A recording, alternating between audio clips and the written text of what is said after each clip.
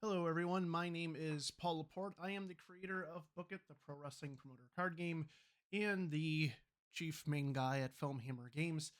Making a video today because it is the beginning of 2025, and we are at a point where we have another large influx of new players into the world of Book It, both from the Christmas gifts that have been given out and from the Kickstarter fulfillment of our latest expansion, the Tag Teams and Title Belts expansion.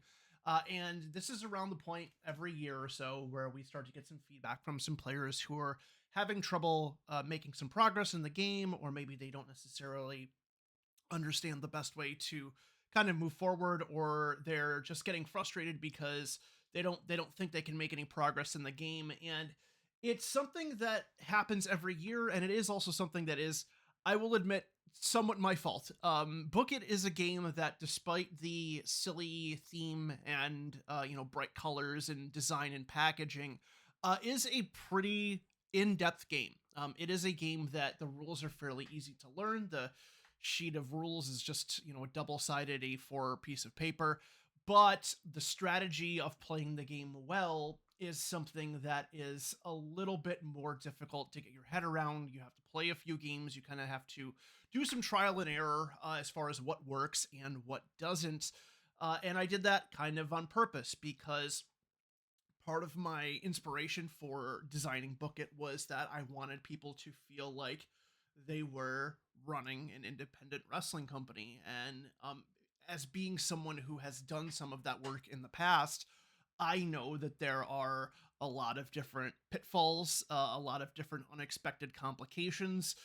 There are things that you think you're doing the right thing for, but in reality, you're just wasting your time and your money. And I wanted that to be reflected in the game. And part of the theming comes from that frustration of, man, I think I'm doing my best, but it's just not good enough.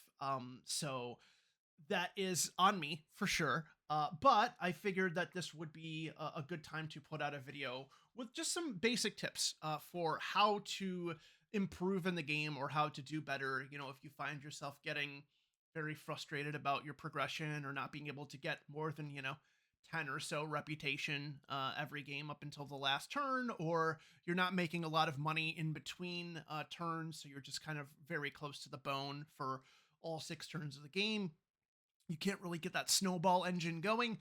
These are some ways that are going to help you do that. This is going to be just kind of a really kind of loose video.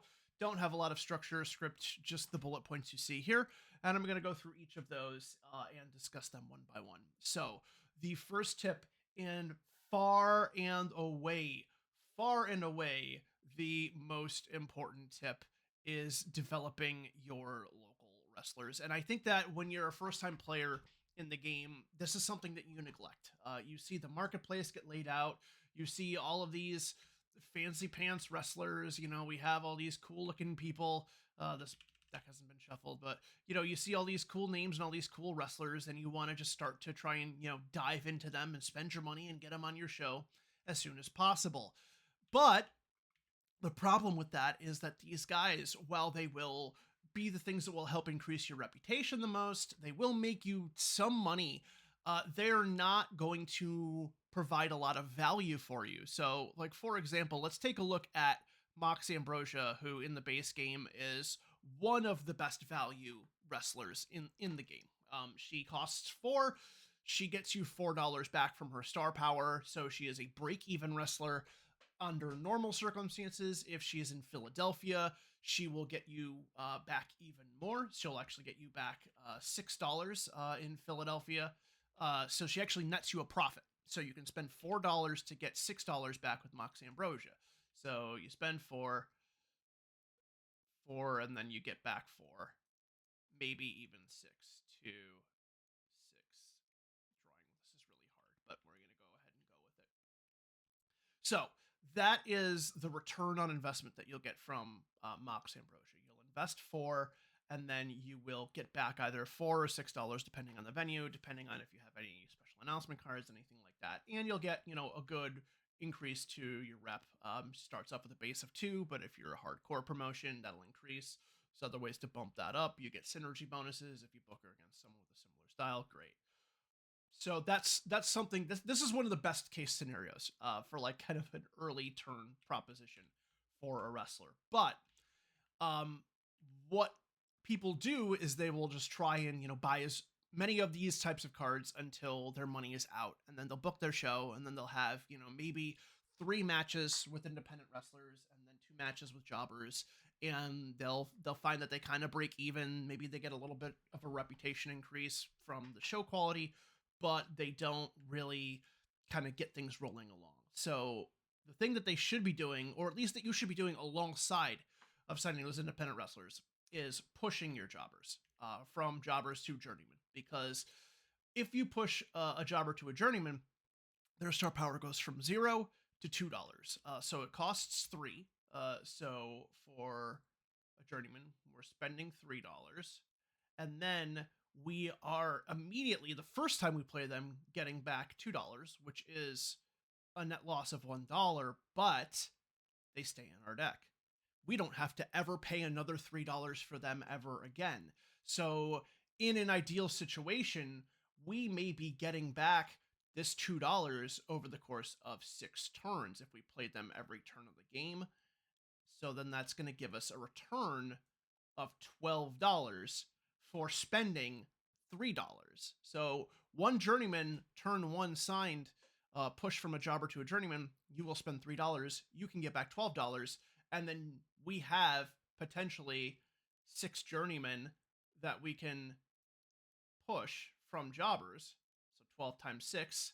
So that is going to be $72 of potential money that we would get from all of these journeymen. Now, of course, you're probably not going to book 6 journeymans every single turn of the game, but there's a really good chance that you're going to be booking 6 journeymen the first 2 to 3 turns of that game.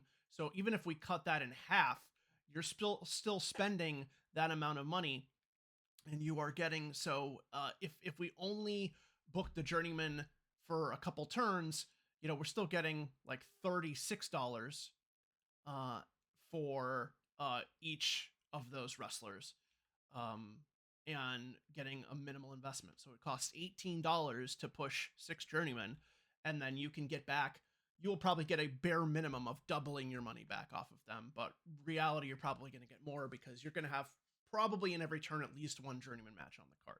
So a good early game strategy is to get 4 wrestlers as cheap as possible.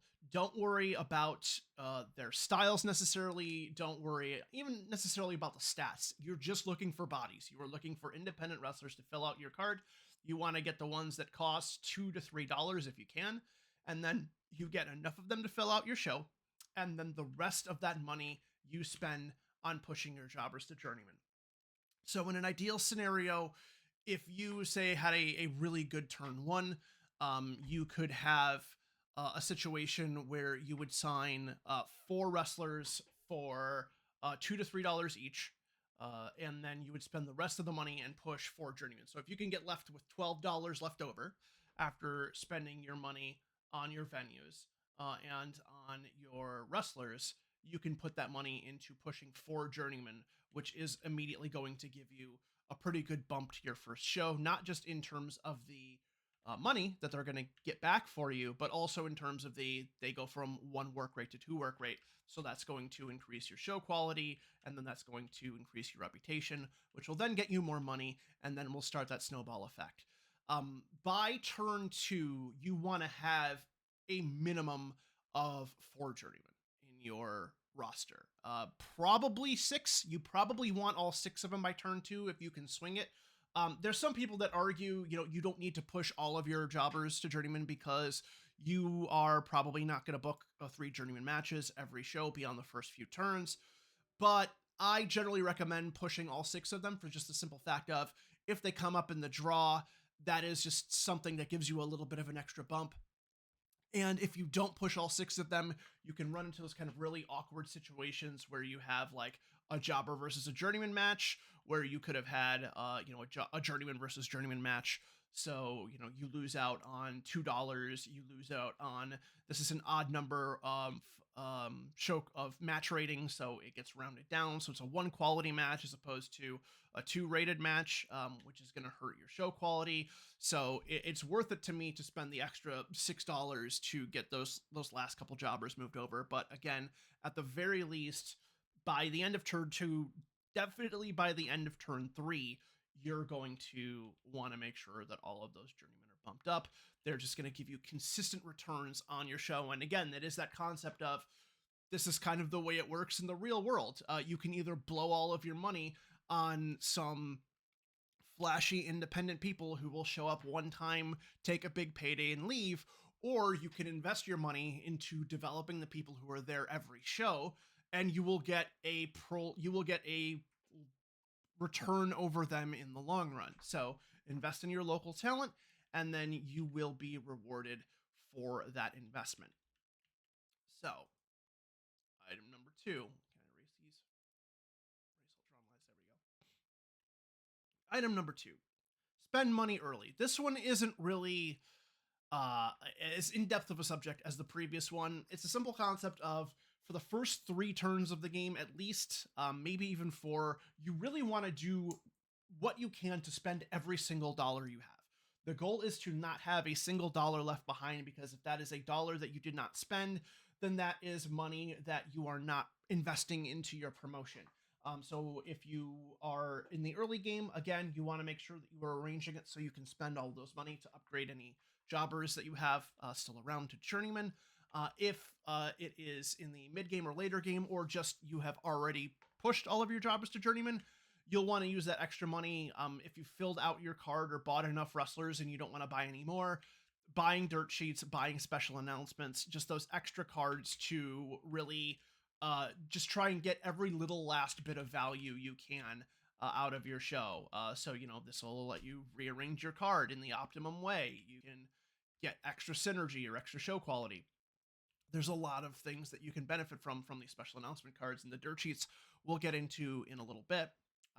But that is really the goal. The first 3 turns of the game, you want to spend every dollar you have, maybe even the first 4 turns, just to maximize the amount of investment you have into your promotion to, again, help contribute to what we call the snowball engine. It is that idea that you're spending money, you're getting a little bit back, then the next turn you're getting a little bit more back, plus what you already were getting, then the next turn you get more and more and more, and it just kind of continues to build and build, and that's how you get a really big score at the end of the game. So moving on to tip number 3, choose your venues wisely. So the venues are definitely a point of discussion and contention in the game. There's a lot of people who they're surprised that you can choose all of the venues. They're basically available to you every turn. There's a lot of people who like to house rule that and do like random venues and things like that.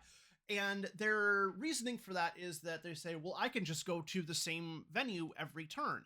Well, maybe if nobody else picks it and you're not competing with anybody else in terms of a promotion, you might be able to. You might be able to do that.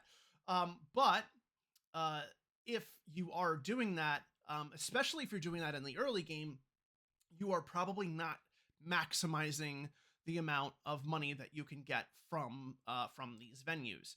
So you really want to make sure that the venue you're choosing for the turn is going to give you the maximum amount of return on your wrestlers. And again, a very common mistake I see people do is they will choose a promotion and then they will just pick the venue that best suits their promotion every turn, even in the early game. So if we take a look at like Mexico City, so say you're in Lucha Libre, you choose Mexico City because, hey, all my Lucha Libre wrestlers get +2 star power. In the first 2-3 turns of the game, you're probably not going to have more than 4 Lucha wrestlers if you're lucky. You're probably not going to get a maximum return on that. And this is an expensive venue. It's $3. So you could do that every turn of the game, but is that going to be the best return on investment for your money based on the wrestlers that are going to be on your show? A better move would be to go to one of the venues that focuses on local wrestlers. So Utica, New York, my hometown, or Orlando, Florida. These both focus on local wrestlers. They cost $1 each, and they give all of your local wrestlers either a boost to their star power or their work rate, which, considering you are probably going to need to book all 6 of those local wrestlers on your first couple shows, will give you overall a better return than something like Mexico City, where, maybe you've got the 4 lucha guys, maybe you weren't able to get 4 lucha guys, maybe you could only afford 3 because some lucha guys are kind of expensive, and now you're really not getting a good return on investment for that amount of money you spent. If you spent $3 and you get $8 back because you booked 4 lucha libre wrestlers, then you have profited $5. If you spend $1 for all your local wrestlers, you've spent the same amount of money, you get the same amount of return, but you have more money on that first turn to spend on other things. You could use that to buy a dirt sheet, buy a special announcement, push a local wrestler, something along those lines. So that's something to consider. Additionally, there are better venues that are meant specifically for the late game that, you, even if you're lucha libre, maybe you don't just want to go Mexico City every turn. Los Angeles, California gives a big work rate boost to famous wrestlers, which you're going to be able to afford in the later turns of the game. So you can spend more money on those famous wrestlers because you have it, and they're going to get a big boost to their work rate, which is going to give you a big boost to your show quality. And if you can nail down like a 20 to 24 show quality show in the last couple turns of the game, you're going to get a massive increase to your reputation, which is going to be what you need to win the game. So Los Angeles, California is a great late game one. San Antonio, Texas can be a good utility one if somebody took LA already or somebody took the venue you wanted. It gets you that extra match on your card that will allow you to maybe get some additional show quality. If you're playing in a game where people are throwing around a lot of dirt sheets, you may want to go to London the last turn or two of the game, especially if you have a big lead, especially if you are somebody who is far ahead. Other people may try and take you down. We'll get to that in a later tip. But you may want to just go to London so you don't have to worry about people dirt sheeting you into oblivion. Those are all things you want to consider. So this is another one where thematically you can go to whatever venue you want that somebody else isn't already in, because that is how it works in the real world. There are promotions that run out of the same city, out of the same building, month in and month out. And sometimes that's great and sometimes it's not. Or maybe somebody will try and undercut them and take that from them, which again, we'll get into in a bit. But that isn't necessarily the best thing to do. Sometimes it helps to kind of move around and go to different places and tour the areas a little bit. That is, again, why that's kind of there. Again, if you want to make things a little bit more random, a little bit more chaotic, you can just like do a random venue draw. So I think that the rules we suggested are, you shuffle all the venues together and then you draw, I think it was 2 plus the number of players you have. And then those are the venues you can choose from for the turn. Personally, I don't like that. I think it's entering and implementing an element of randomness where somebody is maybe getting punished for something out of their control. This is a little bit more the players have total control over who does and doesn't get to go where. But if you want to do that, you can. But, if you feel like things are getting a little stale, it's also possible that you're just simply not doing the best you can by going to the venues that are going to be appropriate to the situation. So moving on to the fourth item, disrupt early leaders. So as I mentioned in some of the earlier tips, we do have a snowball engine, as we like to call it in Book It, where you will, if you can jump out to an early lead, you can build on it and build on it and build on it and really kind of run away pretty fast. So one thing that I would recommend doing is that if you have a player who had a really big first turn or first 2 turns, somebody gets, like a 12 to 14 show quality, which is pretty good for the first turn of the game, or maybe they just hit the jackpot. They got like a 15 reputation turn, which is possible for like a hardcore in Philadelphia. Hardcore is kind of considered a more like early game heavy promotion. Then you may want to see that and cut them out and try and take them down in the next couple turns of the game, rather than letting them kind of get their snowball engine going and continuing to gain more and more momentum. Again, people play Book It in different ways, and even more than that, different play groups play Book It in completely different ways. And I've definitely seen a lot of play groups where they just completely ignore the other players. They don't try and get in the other player's way. They don't try and sign other players' venues. They don't play dirt sheets at all. And you can do that, and you can basically just make Book It a Euro game where it's just, hey, we're going to both do things as efficiently and optimized as we can, and whoever does that the best wins. But the tools are there for you. And I would definitely recommend if somebody gets off to a big lead, you try and stop that as early as you possibly can. So we've already discussed a couple ways to do that, but dirt sheets obviously are the most effective and most obvious way to do something like that. You spend $2 and you get a card that's going to let you hurt your opponent. And some of these are really brutal. And I picked out three of kind of the heaviest hitters in terms of that. So, again, you're on turn 3, somebody has got, like a 5 reputation lead over you or 3 reputation lead or more. And you play a broken ring on their show, that can cripple them. That can really hurt their momentum, and then that will not just hurt the momentum for that turn. That will hurt their momentum for the rest of the game. Another big one is lack of advertising, which is just completely blanking their promotion card, so they don't get the.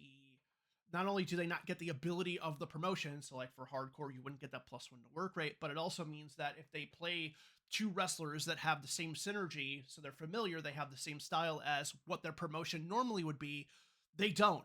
So they only get to draw 2 cards instead of 4. So that hinders their ability to plan out the show to the best of their ability. And then even taking that a step further is bad crowd, which is just such a hamstringing card where you just have a player lose all of their synergy bonuses, period.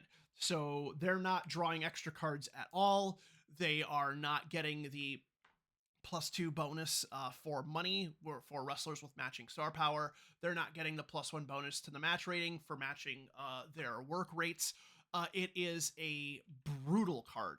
And again, if you see somebody taking a lead, you could just look and go, all right, well, I'm just going to try and build the best promotion I can to try and overcome them. And you might be able to do that. It's going to be hard, or you can dirt sheet them. And yes, you're taking a risk at hitting a lousy reputation card that will sink your reputation by 1. But if you hit a big payoff, you could really slow their momentum down, not just for that turn, but for the rest of the game. Similarly, again, going back to the discussion of venues, of saying, well, somebody can just go to the same venue every turn. Just take their venue.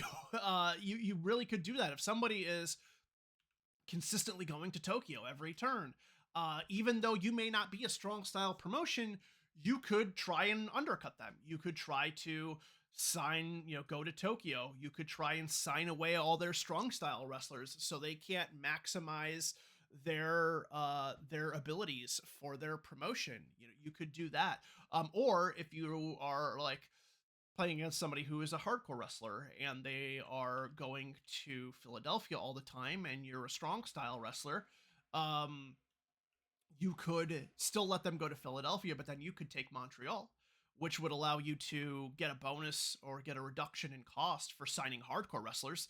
And then you could let them run Philly, but you're taking all their hardcore wrestlers. So they have Philly, great, but then they don't have as many people to book in Philly. So that softens the impact of that particular venue. So there are things that you can do as far as that goes. And then the last little tip I would give for disrupting other people is a little move I like to call lucha locking. And this is specific to the Lucha Libre promotion, if you have that. And specifically if nobody else has the Lucha Libre promotion as well. This is actually a really good board for this. Holy cow. Okay, so typically what a player will do if there are a Lucha Libre promotion and they see a marketplace like this, they'll go, whoopee, I've got all of these Lucha guys to sign. This is awesome.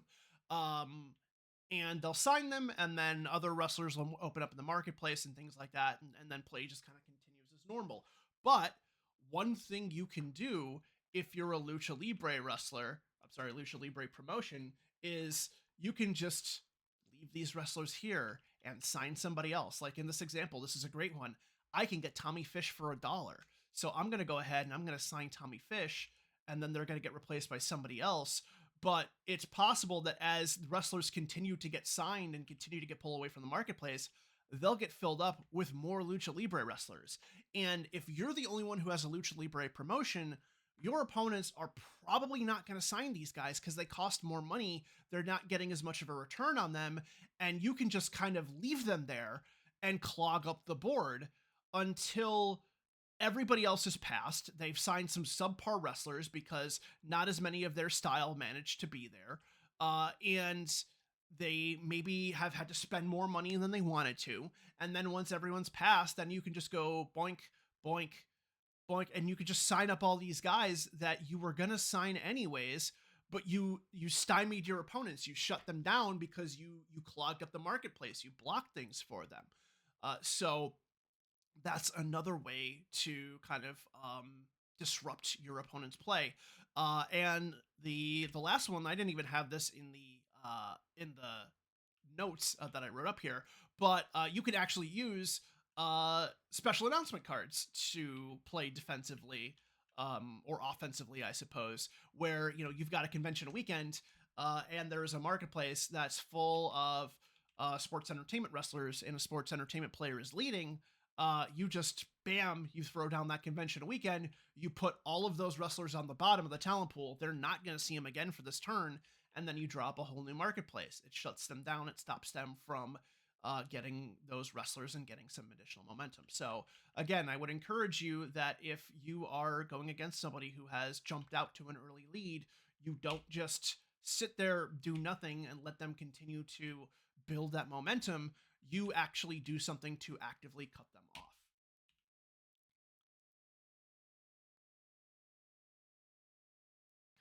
Stupid garbage can. Okay. Next thing we can do, tip number 5, is save money in the late game. So contrasting turn or point number 2, which is spending money early, once you get into the last 2 turns of the game, you are going to have almost certainly more money than you can spend, or at least that you can utilize in a single turn. You are going to have probably, if you follow these tips, you could have 30, 40, $50 or more in those last couple turns of the game. And the instinct, if you're a new player, is to just buy all of these wrestlers from the marketplace and have a huge deck, and then just have more wrestlers than you can book by the end of turn 6. The reality is that once you have enough for a full card of wrestlers, so say you have, 8 to 10 independent wrestlers that are of a really good star power or a really good work rate or both, stop buying wrestlers, even if you have a bunch of money left over, because now we're looking at that point where the money is going to give you reputation increases. So you're going to get a +1 to your reputation at the end of the game for every $5 you have. So you really want to make sure that you are conserving money at this point and not just frivolously spending it on a bunch of wrestlers that you're probably not going to be able to book anyways. If you book 15 wrestlers in a turn, you probably have the money to do that, but you can't book them all on one show. Yeah, you'll have some saved for the next show, but you could have just signed people anyways. You have enough money. You don't really need to store wrestlers unless you're signing people away defensively, which, that's fine. And that's kind of another thing you can do. I didn't mention in number 4 is you can sign a wrestler to your promotion and then simply never book them. You can just sign them, keep them in your roster, and never book them. And now that's one less wrestler that your opponent will have in that style to sign. But in the late game, you don't necessarily want to book wrestlers just for the sake of booking them because you have the money. If you have leftover money, once you're past, 8 or 10 wrestlers, fill out your hand of dirt sheets and special announcements. If you've done that, if you've got your 5 total cards, just stop. Just don't spend any more money. So you can put that towards your reputation in the end of the game, because that is one that's really going to matter. So that is what I would recommend, is just those last 2 turns of the game, 5th turn, 6th turn, maybe 4th turn. If you had a really good first few turns, you can get away with doing that. Just bank some of that money, buy the wrestlers you need for that show, nothing more. Get your special announcements, get your dirt sheets, however you want to arrange things, and then just stuff some away and just save it for the end game. And then the last tip we have here is tip number 6, which is consider the meta. Again, this is where we're getting into kind of an advanced concept. Just gonna drink a coffee here. We're getting into an advanced concept of the game. But one thing I have noticed as the creator of Book It is that I always get comments, um, feedback, complaints, whatever you want to call it, about certain promotions being broken or certain promotions being overpowered in relation to other promotions. And in designing Book It, I did not design the game to be perfectly balanced. I did not necessarily design all of these promotions with the idea that they are 100% equal to each other. I think they're fairly equal to each other in the long run, but they're not 100% equal to each other.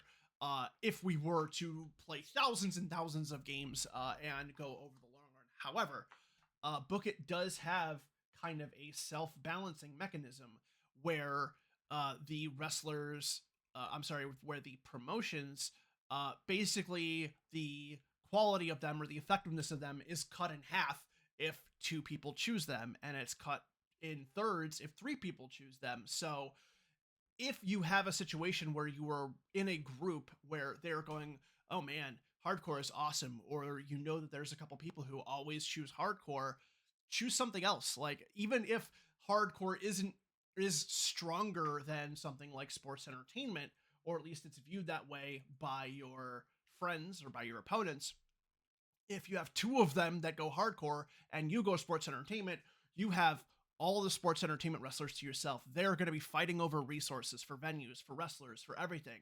So it's important to understand, and similarly with the venues, which venues are considered better or worse. You know, if there is somebody who is always going Philadelphia, or they like to choose one of the local venues early on, you know that if you are an early player, you need to snap that up, and if not, you need to kind of plan your turn around not being available for you. So pay attention to what your friends are doing, pay attention to what they do in previous games, and then pivot and react accordingly. So that will give you an advantage over them, even though they have the more quote unquote powerful promotion.